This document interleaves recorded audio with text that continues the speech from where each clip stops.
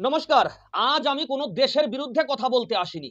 আজ আমি ভারতীয় ১৪০ কোটি মানুষের নিরাপত্তার প্রশ্ন তুলতে এসেছি। আমরা কেন পাকিস্তানকে শত্রু রাষ্ট্র হিসাবে দেখি? তার হাজার, হাজার প্রমাণ যুক্তি আছে। জঙ্গি মদদ, ভারত বিরোধী কার্যকলাপ, সীমান্তে সন্ত্রাস ইত্যাদি। আর এই কারণেই ভারত পাকিস্তানের সঙ্গে সব রকম বাণিজ্যিক সম্পর্ক বন্ধ করেছে, ভিসা বন্ধ করেছে। কিন্তু আজ প্রশ্ন উঠছে, ঠিক একই রকম প্রবণতা আজ বাংলাদেশের দিক থেকেও দেখা যায়। তাহলে বাংলাদেশের ক্ষেত্রে আলাদা কেন হবে? বাংলাদেশের দিক থেকে গত কয়েক বছরে আমরা দেখেছি, এমনকি কিছুদিন আগেই ভারতীয় হাই কমিশনকে ঘিরে উত্তেজনা। একের পর এক ভারত বিরোধী স্লোগান, আর সবচেয়ে বেদনাদায়ক বাংলাদেশে সংখ্যালঘু হিন্দুদের ওপর সহিংসতার ঘটনা। বাড়িঘর ভাঙচুর, মন্দিরে হামলার খবর আন্তর্জাতিক সংবাদ মাধ্যমেও তা এসেছে। আরো উদ্বেগের বিষয়, ভারতের উত্তর পূর্ব রাজ্যগুলো নিয়ে উস্কানিমূলক বক্তব্য, দখল করে নেওয়ার মতো হুমকির ভাষা বাংলাদেশের তরফ থেকে।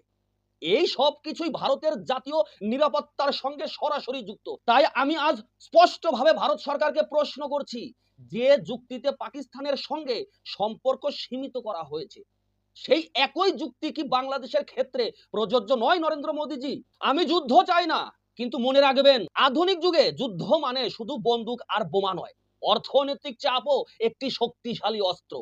যদি ভারত তার কাঁচামাল, ঔষধ, বাণিজ্যিক সুবিধা কূটনৈতিকভাবে পুনর্বিবেচনা করে, অর্থাৎ বাংলাদেশকে দেওয়া বন্ধ করে দেওয়া হয়, তাহলে সেটাই হবে একটি কঠোর কিন্তু শান্তিপূর্ণ বার্তা। মাননীয় প্রধানমন্ত্রী নরেন্দ্র মোদীজি, ভারত সব সময় প্রতিবেশীদের পাশে দাঁড়িয়েছে। ১৯৭১ থেকে আজ পর্যন্ত নিঃস্বার্থ সহযোগিতার হাত বাড়িয়ে দেওয়ার ইতিহাস আছে। কিন্তু সহযোগিতা একতরফা হতে পারে না।